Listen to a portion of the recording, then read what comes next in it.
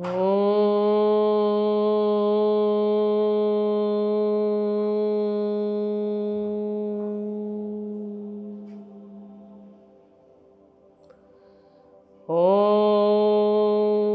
भूर्भुवः स्वः तत्सवितुर्वरेण्यं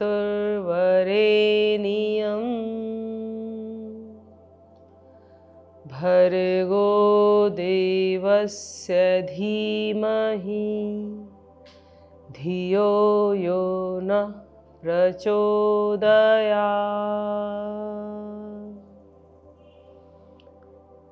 ॐ शांति शांति शांति।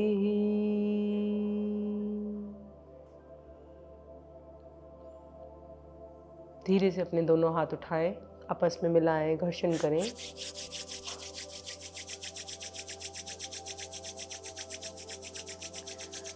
आई हुई ऊर्जा को अपने चेहरे पर धारण करें, अपने शरीर के समस्त अंगों पर लगाएं।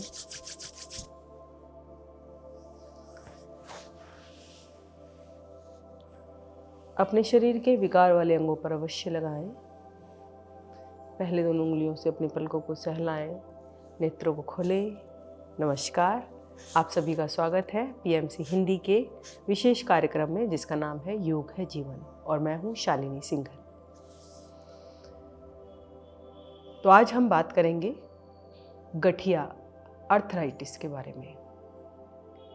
यह हड्डी प्रणाली का दोष है। हड्डियों के जो जोड़ होते हैं उनमें जब दर्द होने लगता है तब यह रोग उत्पन्न होता है।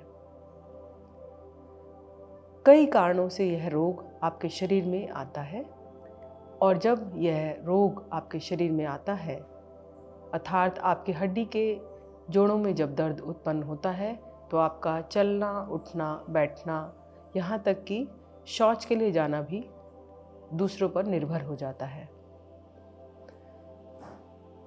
तो इस प्रकार की बीमारी से बचने के लिए आपको कौन से उपाय करने हैं, कौन से कारण हैं जिनसे ये आता है, क्या लक्षण हैं जिनसे पता लगता है कि हमें ये रोग है, ये सारी चर्चा इस श्रृंखला में हम करेंगे। गठिया रोग ज़्यादातर घुटनों, टखनों, कमर और हाथ पैरों के छोटे छोटे जोड़ों में परेशान करता है, जिससे आप अपना हाथ नहीं हिला पाते हैं, आप चल नहीं पाते हैं, बैठने उठने में समस्या होती है या फिर आगे की ओर झुकने में अधिक समस्या होती है। तो चलिए करते हैं थोड़े से सूक्ष्म अभ्यास। आगे पूरे कार्यक्रम में इसके बारे में जानकारी लेते रहेंगे। तो सबसे पहले पैरों से शुरू करेंगे अपने अभ्यास, क्योंकि गठिया के रोगियों को मनोबल की बहुत आवश्यकता होती है। तो आप हिम्मत करके थोड़ा सा अभ्यास शुरू करें। बैठे बैठे इस तरह से बैठें। यदि आपसे इस तरह से नहीं बैठा जाता तो अपनी पीठ को दीवार के सहारे लगा लें। दीवार के सहारे अपने शरीर को लगाकर तब आप इस तरह से बैठें और अपने पैर के पंजों को चलाएं। सबसे पहले पैर की उंगलियों को चलाएं, धीरे धीरे चलाएं।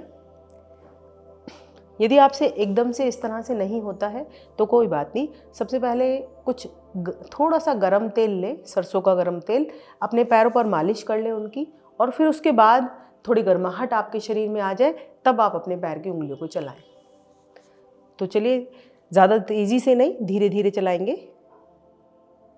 जितनी मुड़ती है उतनी आगे की तरफ मोड़ें और अपनी तरफ लाएं। अब पंजों को पूरा आगे की तरफ ले जाएं, पंजे आगे। सांस लेते हुए पंजे अपनी ओर, पीछे की ओर। श्वास छोड़ते हुए बाहर की ओर, श्वास भरते हुए आगे की ओर। ज़रूरी नहीं है कि आपके पंजे इतने ही अंदर या बाहर जाएं, आप थोड़े थोड़े भी, जितने भी आप कर पा रहे हैं उतने कीजिए। श्वास छोड़ते हुए बाहर, श्वास भरते हुए अंदर।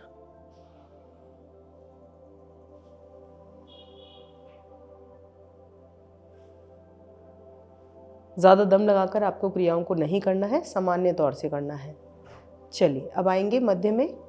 अब आप अपने दाएं पंजे को थोड़ा बाहर की तरफ ले जाइए, बाएं को अंदर की तरफ खींचिए।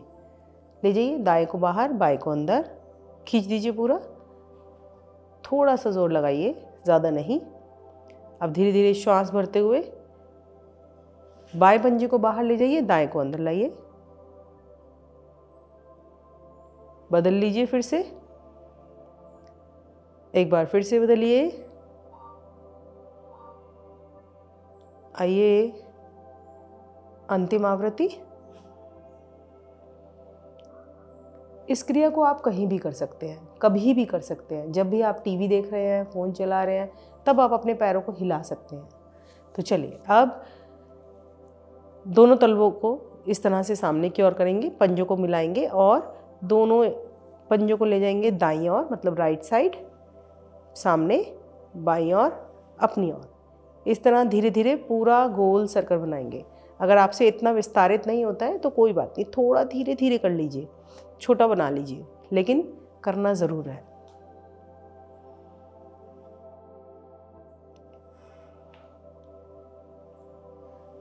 अब क्या करना है, विपरीत दिशा से घुमाना है। मध्य में आ गए, पहले हम दाईं ओर गए थे, अब की बार हम पहले बाईं ओर जाएंगे, सामने की ओर जाएंगे और बाईं ओर आएंगे। इस तरह से दूसरा सर्कल और ये तीसरा।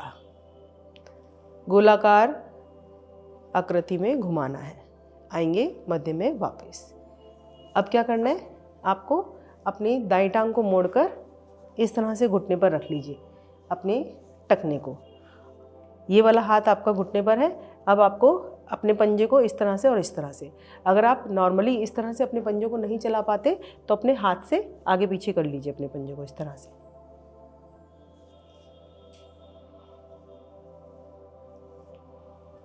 करिए करिए करिए, करेंगे। अब क्या करना है, अब इसको गोल घुमाना है, ऐसे पकड़ के आराम से, ज़्यादा झटका नहीं देना, आराम से गोल घुमाएंगे।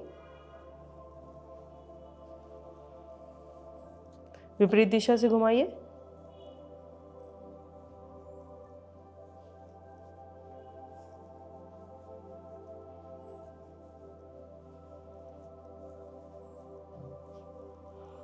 अब इस टांग को सीधा कर दीजिए, बाई टांग को इस तरह से मोड़िए। दाएं हाथ से पंजे को अंदर बाहर करेंगे, ऐसे अंदर की तरफ मोड़िए अच्छे से उंगलियों को, बाहर की तरफ, अंदर बाहर। हो सकता है कि इस तरह से करते हुए कुछ चटकन की आवाज़ आए।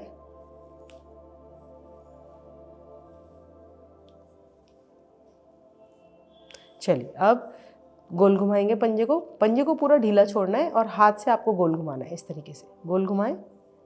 1 2 3 4 5। अब विपरीत दिशा से घुमाइए। बहुत ही सुंदर और बहुत ही सरल सूक्ष्म अभ्यास है। 1 2 3 4 और ये 5।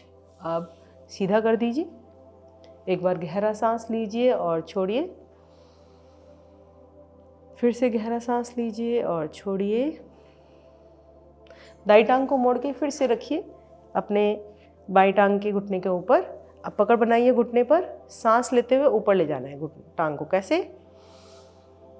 इस तरह ऊपर। अब सांस छोड़ते हुए नीचे। इससे आपके कूल्हे का जोड़ प्रभाव में आएगा। श्वास भरते हुए ऊपर, श्वास छोड़ते हुए नीचे। अगर आपसे घुटना नीचे आसन पर नहीं भी लग रहा है तो कोई बात नहीं, और ऊपर जाते हुए अगर आपसे इतना ऊपर नहीं जा रहा है तो भी कोई बात नहीं, जितना हो रहा है उतना सामान्य अवस्था से करेंगे। श्वास छोड़ते हुए नीचे 2 बार और लेंगे। श्वास भरते हुए ऊपर, फिर श्वास छोड़ते हुए नीचे। अंतिम आवृत्ति। थोड़ी देर दबा के रखेंगे यहीं पर 5 सेकेंड। 1 2 3 4 5। अब टांग को सीधा करेंगे। अब इसको इस तरह से उठाएंगे कि आपका जो दायां हाथ है वो घुटने के नीचे रहेगा, बायां हाथ आपके टखने के नीचे रहेगा। इस तरह से आप उठा लीजिए इसको। ज़्यादा ऊंचा नहीं उठता, कोई बात नहीं, जितना उठता है। और इसको दाएं बाएं आप ऐसे हिलाएंगे अपनी टांग को, दाएं बाएं। वैसे तो अधिक से अधिक दाईं और अधिक से अधिक बाईं ओर ले जाना होता है, लेकिन आपसे जितना होता है आप उतना करेंगे। कोशिश करना है कि आपकी जो बाई टांग है वो सीधी रहे, उसके पंजे को खींच कर रखें। जितना स्थिर पंजा खींच के रखेंगे उतना वो टांग स्थिर रहेगी आपकी।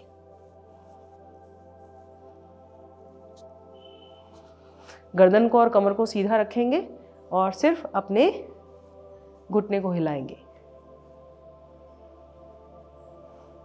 अपनी दाई टांग को पूरा प्रभावित कर रहे हैं। आएंगे धीरे धीरे वापस। पद्मासन लगाने में भी यह क्रिया सहायक होती है। अब बाई टांग को घुटने से मोड़े, दोनों हाथ से पकड़ बनाए, अंगूठा ऊपर की ओर, उंगलियां नीचे की ओर। श्वास भरे और ऊपर ले जाए, श्वास छोड़ते हुए नीचे, श्वास भरते हुए ऊपर, श्वास छोड़ते हुए नीचे, ऊपर नीचे,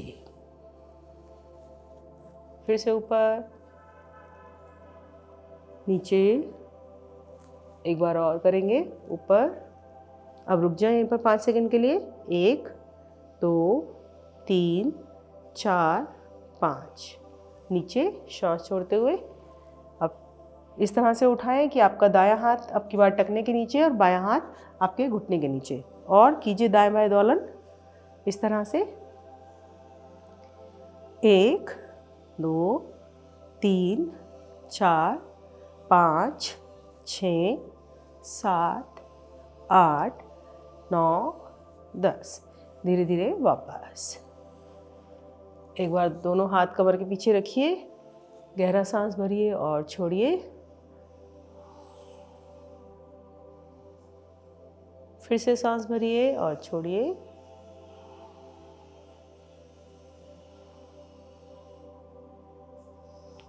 अब क्या करना है, अगली क्रिया पर चलते हैं। आपको अपने दोनों हाथों की मुट्ठी बनानी है। इस तरह से मुट्ठी बनाइए और इसको ऐसे नहीं, इसको ऐसे इस तरह से खड़ा करके अपने घुटनों के नीचे रख लीजिए। और अब अपने टांगे ऊपर उठाइए और पंजों को चलाइए और प्रभाव देखिए। यदि आंखें बंद करके देखना चाहते हैं तो आंखें बंद करके देखिए।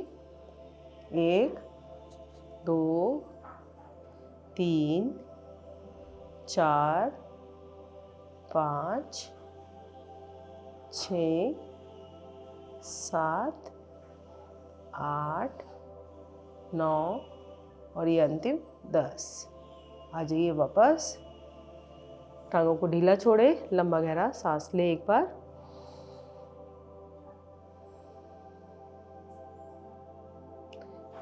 अब लेंगे घुटना चालन का अभ्यास। कैसे करना है, दोनों हाथ घुटनों पर रखिए इस तरह से, हथेली को दबाव बना दीजिए नीचे की तरफ और घुटनों से बनाइए ऊपर की तरफ। और कैसे करना है, इस तरह से आपको करना है। करिए। 1, इससे आपकी पूरी टांग की क्रिया हो जाती है। 2 3 4 5 6 7 8 9 10। अब ढीला छोड़िए, एक बार गहरा सांस लीजिए और छोड़िए।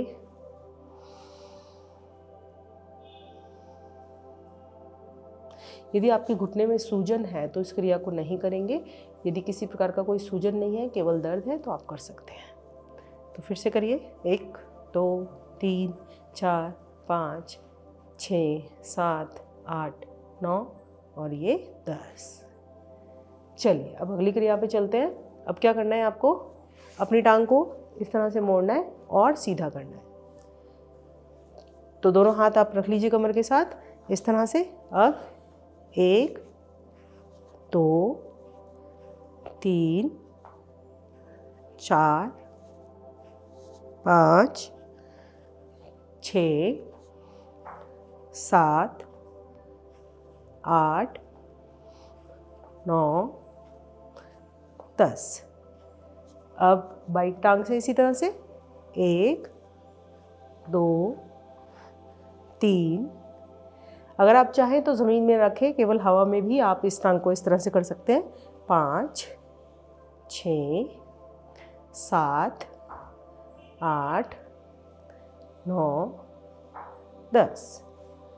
और जब आप थोड़े दिन इन दोनों टांगों से अलग अलग अभ्यास कर चुकेंगे तो आप सक्षम हो जाएंगे तो दोनों टांगों से भी एक साथ कैसे कर सकते हैं। कैसे? 1, आप दोनों हाथ कमर के साथ पीछे भी रख सकते हैं। 2 3, इसको ऐसे भी कर सकते हैं आप, 4। जब हम नीचे टांग रख के करते हैं तो आसान रहता है, जब हवा में करते हैं तो थोड़ा सा प्रेशर आता है, तो जैसे आपके अंदर सामर्थ्य हो वैसे कीजिए। 5, 6, 7, 8, 9, 10। गहरा सांस भरें और छोड़ें। तो हम बात कर रहे थे गठिया रोग की। गठिया अर्थात अर्थराइटिस, यह 4 प्रकार का होता है: acute arthritis, osteoarthritis, rheumatoid arthritis और गाउट अर्थराइटिस। एक्यूट अर्थराइटिस बहुत ही तीव्र होता है, जो सामान्यतः आपको किसी भी प्रकार की रोग हो जाते हैं, वायरल फीवर, सर्दी जुकाम, तब जो हड्डियों में तेज दर्द होता है वह एक्यूट अर्थराइटिस कहलाता है। और यह जब आपका रोग खत्म हो जाता है, अर्थात जो आपको बीमारी हुई है वो खत्म हो जाती है, तो यह दर्द भी अपने आप चला जाता है। उसके बाद ऑस्टियोआर्थराइटिस, यह वृद्धावस्था में बढ़ता है। वृद्धावस्था में जो अस्थि क्षय हो जाता है उसके कारण यह रोग बढ़ता है, अर्थात यह उत्पन्न होता है, यह दर्द उत्पन्न होता है। तीसरा रूमेटॉइड अर्थराइटिस। रूमेटॉइड अर्थराइटिस युवा वर्ग में होता है। ज़्यादातर जब हम तेज़ दवाइयाँ अर्थात तीव्र प्रभाव छोड़ने वाली दवाइयों को ले लेते हैं, या किसी वस्तु से हमारे शरीर में संक्रमण आ जाता है, जब किसी वस्तु के संपर्क में आने से हम संक्रमित हो जाते हैं तो हमारे रक्त में वह संक्रमण मिल जाता है और हड्डियों तक वह संक्रमण पहुंच जाता है, तब हमें यह समस्या होती है रूमेटॉइड अर्थराइटिस। गाउट अर्थराइटिस भोजन में कमी के कारण उत्पन्न होता है। जब आपके भोजन संतुलित नहीं होता, उसके अंदर संतुलित मात्रा में पोषक तत्व नहीं होते, तब आपको यह रोग उत्पन्न होने लगता है। तो प्रयास करते हैं योग द्वारा इस तरह के रोगों से मुक्ति पाने की। तो सूक्ष्म अभ्यास अभी हमने इससे पहले अपने पैरों के किए, अब अपने हाथों के करेंगे। तो जिस भी अवस्था में आप बैठना चाहते हैं बैठ जाएं। यदि आपसे बिना सहारे के नहीं बैठा जाता तो आप सहारा लेकर बैठें, लेकिन अभ्यास अवश्य करें और ये विश्वास रखें कि जब आप प्रत्येक दिन ये छोटे छोटे सूक्ष्म अभ्यास करेंगे तो धीरे धीरे आप अपनी बीमारी से निजात पाएंगे और आप आसनों का अभ्यास भी कर पाएंगे। तो चलिए, जैसे भी आप बैठना चाहें वैसे बैठें। और अब करेंगे हम हाथों के और कमर के तथा गर्दन के सूक्ष्म अभ्यास। तो सबसे पहले गर्दन के अभ्यास के लिए आप गहरा श्वास भरें, छोड़ें और गर्दन को धीरे धीरे ऊपर ले जाएं। श्वास छोड़ते हुए नीचे लाएं, श्वास भरते हुए ऊपर, श्वास छोड़ते हुए नीचे, मध्य में आए। अब धीरे धीरे दाईं ओर जाएं, श्वास छोड़ते हुए मध्य में, बाईं ओर, छोड़ते हुए मध्य में। दोहराएं इसी को। यदि आपको श्वासों का क्रम समझ नहीं आता तो कोई बात नहीं, आप नॉर्मली कीजिए। पहले छोड़ते हुए बाहर की तरफ जाएं, भरते हुए अंदर आए। एक बार और दोहरा लें इसी क्रिया को। आएंगे मध्य में। अब आपको अपनी गर्दन को इस तरह से दाएं कंधे की ओर लुढ़काना है। कंधा ऊपर नहीं उठाना है, लेकिन कोशिश करनी है कि दायां कान दाएं कंधे से लग जाए। धीरे धीरे श्वास भरते हुए मध्य में, बाईं ओर जाए। फिर श्वास भरते हुए मध्य में, दूसरी ओर। एक बार और मध्य में, दूसरी ओर। आएंगे मध्य में। रिलैक्स। अब ले जाएं अपनी गर्दन को बाईं ओर। श्वास भरते हुए फिर मध्य में लाएं। फिर से ले जाएं बाईं ओर, लाएं मध्य में। अब चारों दिशाओं में अपनी गर्दन को घुमाएंगे। कैसे? पहले पीछे की तरफ ले जाए। जिन्हें सर्वाइकल की समस्या है वो गर्दन को आगे की ओर नहीं झुकाएंगे। पीछे ले जाए, दाईं ओर, नीचे की ओर, बाईं ओर, इस तरह से पूरा घुमाएंगे।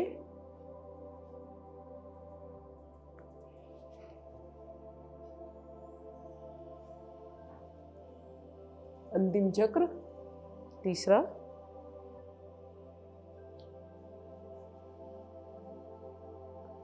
अब मध्य में आए और यहीं से विपरीत और घुमाएंगे। तो पहले पीछे ले जाए,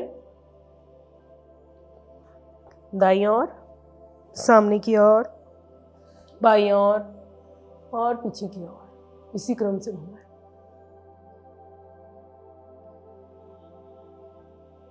अंतिम चक्र,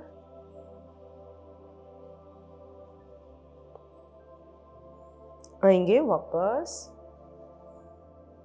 रिलैक्स, लंबा गहरा सांस भरें और छोड़ें। तो अब दोनों हाथों को ले आए आगे की ओर, इस तरह से अपने हाथों को लाएं और अपने हाथों की उंगलियों को चलाएं। चलाएं अच्छे से। जिस प्रकार आप कंप्यूटर पर, कीबोर्ड पर अपनी उंगलियों को चलाते हैं उस तरह भी चला सकते हैं। बहुत ही सरल क्रिया है। चाहे आप ऐसे चलाएं, चाहे ऐसे चलाएं। थोड़ा तेजी से चलाएं, थोड़ा तेजी से। हाथों को बिल्कुल सीधा करके चलाना है ना। कोहनियां भी एकदम सीधी, बाजुओं से हाथ सीधे और कंधों को ढीला छोड़ें, गर्दन को ढीला छोड़ें एकदम। यस, करिए, तेजी से करिए आप अच्छे से। और देखिए, ऐसा लग रहा है कि पूरे बाजू तक आपके नसों में खिंचाव आ रहा है। Yes, very good. अब आए, रिलैक्स, मांसपेशियों को शिथिल होने दें। अगर कुछ भी दर्द हो रहा है तो उसे खत्म होने दें। एक बार गहरा सांस भरें और छोड़ें। फिर से दोनों हाथों को लाएं। अब अपने 5 उंगलियों को मिलाएं और नीचे की तरफ उंगलियां इस तरह से, श्वास भरते हुए ऊपर, अच्छे से दबाएं। इस तरह से पूरा दबाव दें। श्वास छोड़ते हुए नीचे, श्वास भरते हुए ऊपर, श्वास छोड़ते हुए नीचे, ऊपर, नीचे, फिर से ऊपर, मध्य में लाएं। दोनों हाथ एक बार नीचे लाएं, गहरा सांस भरें और छोड़ें। चलिए, फिर से दोनों हाथों को उठाइए। अब क्या करना है, हाथों की मुट्ठी बनानी है और ऐसे गोल घुमाना है इसको। इसमें जल्दी नहीं करनी है, आपको धीरे धीरे घुमाना है। धीरे धीरे घुमाइए। 1, 2, 3, 4, 5। अब दूसरी दिशा से 1, 2, 3, 4, 5। अब क्या करना है, आपको दोनों हाथों को खोलें इस तरह से, ऊपर की तरफ हथेलियां। अब 1, 2, 3, 4 और ये 5। अब दोनों हाथ नीचे, एक बार गहरा सांस भरें और छोड़ें।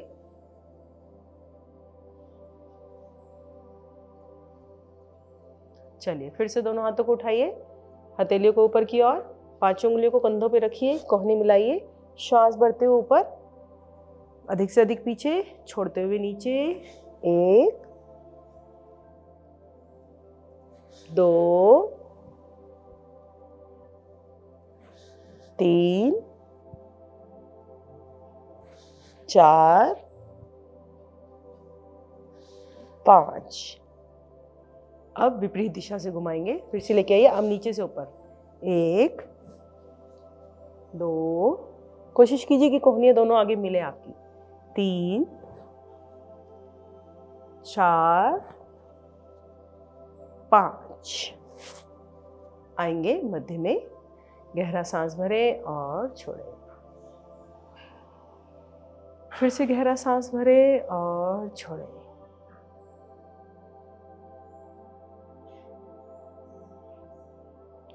चलिए चलते हैं अगले अभ्यास पर।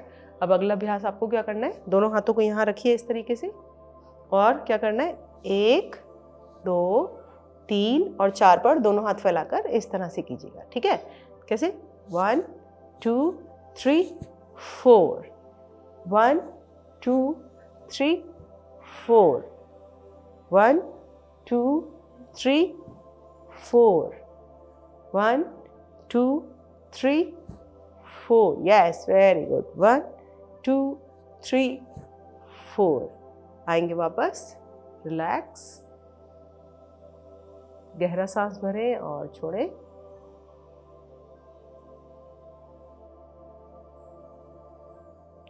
फिर से सांस भरें और छोड़ें।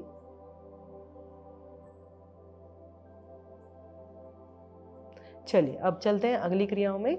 अगला क्या करना है आपको, दोनों हाथ अपने सर के पीछे रखिए और थोड़ा सा अपने शरीर को घुमाइए, ट्विस्ट करना है ऐसे, 1 2 3 4। ठीक है, जितना आपसे होता है उतना कीजिए, धीरे धीरे कीजिए, 1 2 3 4। एक बार और, 1 2 3 4। अब दोनों हाथ दाएं बाएं से वापस, गहरा सांस भरिए और छोड़िए।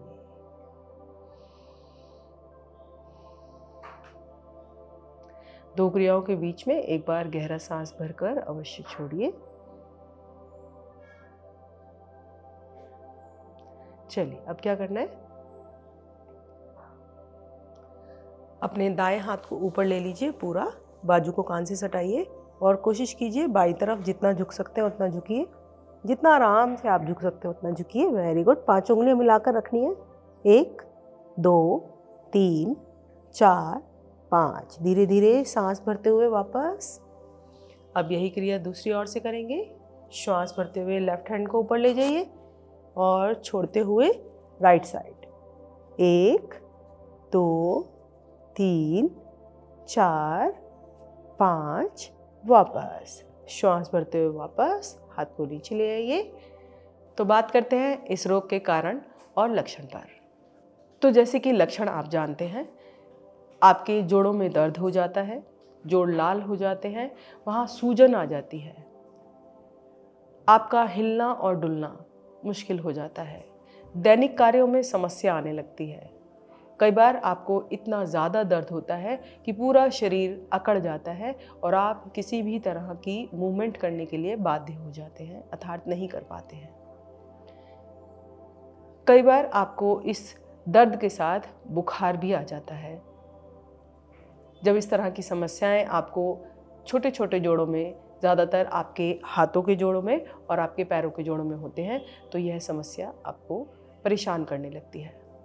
तो अब चलते हैं इसके कारण के ऊपर। गठिया रोग का जो कारण है, ज़्यादातर आपके भोजन को लेकर, अर्थात आपके भोजन से संबंधित है या फिर आपका निष्क्रिय जीवन। जब आप एक ही अवस्था में बैठे रहते हैं और आपके शरीर में मूवमेंट नहीं होती, अर्थात हलन डुलन नहीं होता है, तब आपका शरीर वहाँ से जकड़ जाता है, अर्थात स्टिफ हो जाती है आपकी बॉडी। तो निष्क्रिय जीवन या फिर भोजन, दो ही मुख्य कारण हैं। इसके अलावा जब आप किसी भी भयानक बीमारी से ग्रस्त होते हैं, तब उसके साइड इफ़ेक्ट्स में भी यह रोग उत्पन्न हो जाता है। जब आप किसी तेज़ दवाई का प्रयोग करते हैं, तब भी आपको यह रोग जकड़ सकता है। बुखार, किसी भी प्रकार के बुखार में जब आप कुछ ऐसे भोजन का सेवन कर लेते हैं जो आपके लिए हितकर नहीं है, तब भी आपको जोड़ों का दर्द अर्थात गठिया हो सकता है। लेकिन यदि आप यह मान लें कि एक बार जब आपको यह रोग आ गया तो यह जाएगा नहीं, यह बिल्कुल अनुचित बात है। यदि आप इस बीमारी से ग्रसित हुए हैं तो यह बीमारी आपको कुछ सिखाने आई है और आपके शरीर को कुछ समझाने आई है। जब हम जन्म लेते हैं तब हम बिल्कुल सामान्य अवस्था में होते हैं। धीरे धीरे बड़े होने पर हमारे भोजन के संतुलित ना होने पर और हमारे दिनचर्या का सही ना होने पर हम अपने शरीर में रोगों को आमंत्रण देते हैं। यदि वहीं पर हम अपने भोजन में सुधार लाएं और रोज़ प्रत्येक दिन व्यायाम योग करें तो इन सब बीमारियों से निजात पा सकते हैं। तो चलिए चलते हैं हम आसनों के अभ्यास पर। वैसे तो सामान्यतः जब आप सूक्ष्म अभ्यास करेंगे तब आपको दर्द में लाभ होगा, लेकिन प्रत्येक दिन आपको ये सूक्ष्म अभ्यास करने होंगे और धीरे धीरे जब आप 10-15 दिन के अभ्यास के बाद सक्षम हो जाएंगे, जब धीरे धीरे आप 10-15 दिन के अभ्यास के बाद सक्षम हो जाएंगे तब आप आसनों के अभ्यास पे आएंगे। तो चलिए करते हैं थोड़े से आसनों का अभ्यास, जिसमें सबसे पहले हम लेंगे लेट कर ताड़ासन अर्थात सुप्त ताड़ासन। ताड़ासन आप खड़े होकर भी कर सकते हैं, खड़े होकर आप इसमें ताड़ासन का अभ्यास कर सकते हैं। तो अब हम यहाँ पर हम लेंगे सुप्त ताड़ासन का अभ्यास, जिसके लिए आपको पहले लेटना है। लेट जाइए। तो लेते हैं सुप्त ताड़ासन का अभ्यास। सुप्त ताड़ासन के लिए दोनों पैरों को मिलाइए, दोनों हाथ शरीर के साथ। अब दोनों पैरों को नीचे की तरफ खींचिए, पंजों को बाहर की तरफ और हाथों को भी नीचे की तरफ खींचिए। अच्छे से खींचिए नीचे की तरफ। श्वास भरते हुए दोनों हाथों को लाइए ऊपर की ओर। अब भरे हुए श्वास में आपको नेवल से नीचे के पार्ट को अर्थात नाभि से नीचे के पार्ट को नीचे की तरफ और ऊपर के पार्ट को ऊपर की तरफ खींचना है। नाभि से नीचे का हिस्सा नीचे खींचिए और ऊपर का ऊपर, मतलब नाभि से ऊपर हाथों वाला जो हिस्सा है आपके धड़ का भाग ऊपर की तरफ खींचिए और टांगों को नीचे खींचिए। लगातार खींचते रहिए। भरे हुए श्वास में आपको ये क्रिया करनी है। पूरा खिंचाव बनाइए। बहुत सारे लाभ हैं इस आसन के। आपके शरीर का रक्त संचार सुचारू रूप से कार्य करता है। आपके शरीर की सारी मांसपेशियां खिंचाव में आती हैं। हड्डियों के समस्त जोड़ आपके प्रभाव में आते हैं। अब धीरे धीरे छोड़ दीजिए ढीला। गहरा सांस भरें और छोड़ें। एक बार और अभ्यास लेंगे इसी आसन का, सुप्त ताड़ासन। दोनों टांगे मिलाएं, दोनों हाथ सर के साथ ऊपर खींचे हुए। श्वास भरें और शरीर को दो विपरीत दिशाओं में खींचें। 1 2 3 4 5 6 7 8 9 10। ढीला छोड़ दे शरीर को। लंबा गहरा सांस भरें और छोड़ें।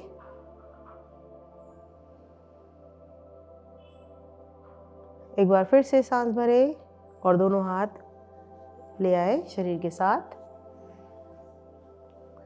गहरा सांस भरें और छोड़ें। चलते हैं अपने अगले आसन पर। अगला आसन है भुजंगासन। भुजंगासन के लिए आप पेट के बल आ जाएं।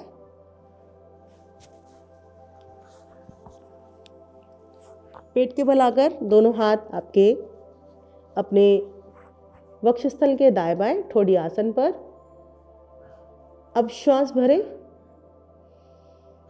और श्वास भरते हुए धीरे धीरे ऊपर की तरफ उठें। अगर कर सकें तो कोहनियों को सीधा कर लें, गर्दन को पीछे और नाभि को नीचे की तरफ लगाने का प्रयास करें, अन्यथा अपने सामर्थ्य अनुसार करें।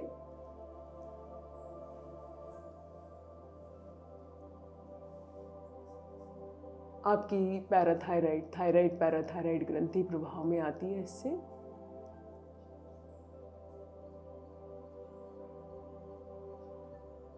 धीरे धीरे श्वास छोड़ते हुए वापस।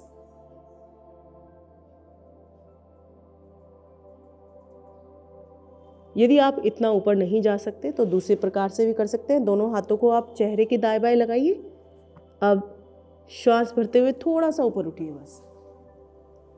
पहले से सरल है ये क्रिया। अब रुक जाइए। धीरे धीरे श्वास छोड़ते हुए वापस। इसे आप 2-4 बार दोहरा सकते हैं। इस तरह श्वास भरते हुए ऊपर, श्वास छोड़ते हुए नीचे, श्वास भरते हुए ऊपर, श्वास छोड़ते हुए नीचे, एक अंतिम आवृत्ति, श्वास भरते हुए ऊपर, श्वास छोड़ते हुए नीचे। मकर आसन में विश्राम लेंगे। कैसे? बायां हाथ रखिए, उसके ऊपर दायां हाथ रखिए, दायां कान, दोनों पैर नीचे से इस तरह से कि एड़ियाँ एक दूसरे के सामने हो, पंजे बाहर की हो और हो। लंबा गहरा श्वास भरें और छोड़ें।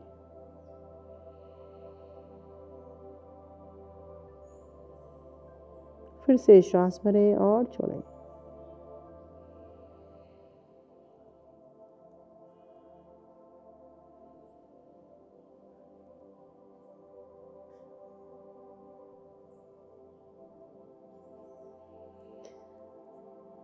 चलिए आते हैं वापस अपने अभ्यास में।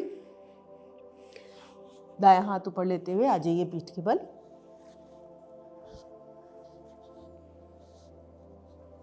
पीठ के बल हम लेंगे पादोत्तान आसन का अभ्यास। पादोत्तान आसन के लिए आपको अपने दोनों पैर ऊपर उठाने हैं। दोनों हाथ शरीर के साथ हैं, दोनों पैर मिले हुए हैं। तो इसके लिए हम इस क्रिया को सरल बनाएंगे। धीरे धीरे पहले अपनी दाई टांग को ऊपर उठाएंगे। तो दाई टांग को धीरे धीरे ऊपर लाइए। अब धीरे धीरे ले जाए वापस। बाई टांग को ऊपर लाइए, ले जाए धीरे धीरे वापस।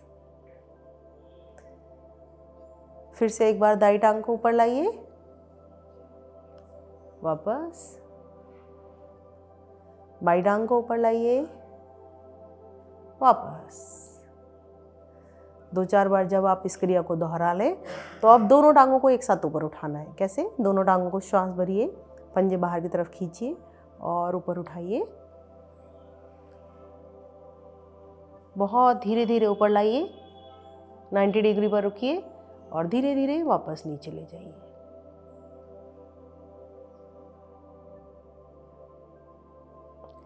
फिर से श्वास भरते हुए ऊपर,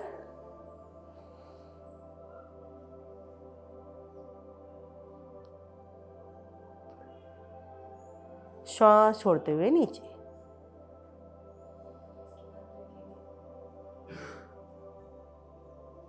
इसके बाद एक ही आसन और है, वो कर लेते हैं, फिर लेते हैं विश्राम। गहरा सांस भरें और छोड़ें।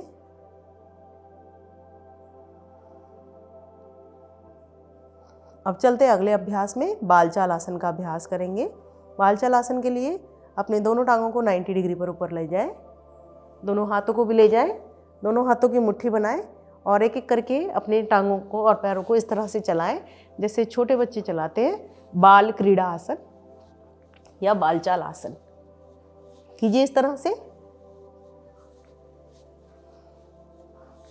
अपने दोनों हाथों को सर के पीछे से लाते हुए आगे की तरफ लाएं, पीछे से घुमाते हुए आगे की तरफ लाएं। टांगों को भी आसन के समानांतर सीधी की तरफ सीधा करें। जिस प्रकार हम साइकिल चलाते हैं, साइकिल में पैडल मारते हैं, उस तरह से इस क्रिया को आपको करना है। अब विपरीत दिशा से घुमाएं।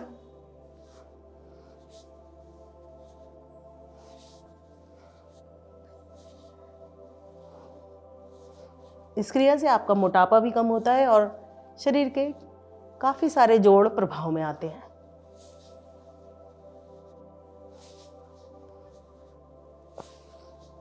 आएंगे धीरे धीरे वापस। गहरा सांस भरें और छोड़ें।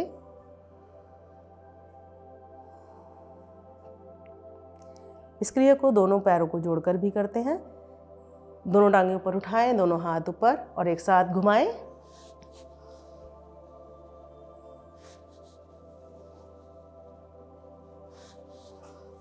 विपरीत दिशा से।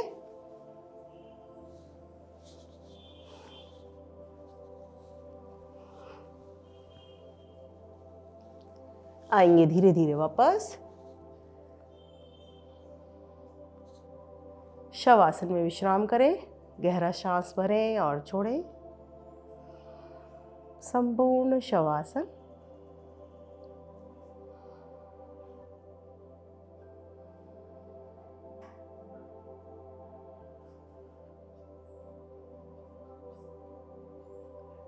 शवासन में अपने शरीर के प्रत्येक जोड़ को निहारें। और ढीला छोड़ें।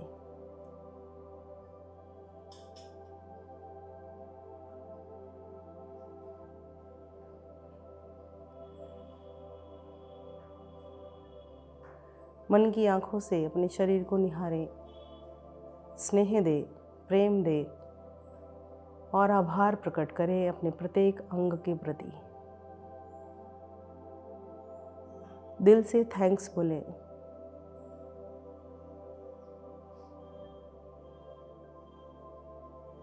धीरे धीरे वापस आए, हाथ पैरों को हिलाएं, दोनों पैर मिलाएं, दाई करवट से उठकर बैठ जाएं। तो आप बात करते हैं प्राणायाम की। सूक्ष्म अभ्यास, आसन, उसके बाद प्राणायाम। यदि आसनों की करने की हिम्मत आप ना जुटा पा रहे हो तो कोई बात नहीं, लेकिन प्राणायाम आप अवश्य करें और इस विश्वास के साथ करें कि प्राणायाम के अभ्यास से आपके शरीर में जो ऊर्जा का संचार होगा वह आपके शरीर के प्रत्येक भाग तक पहुंचकर उसको स्वस्थ बना देगा।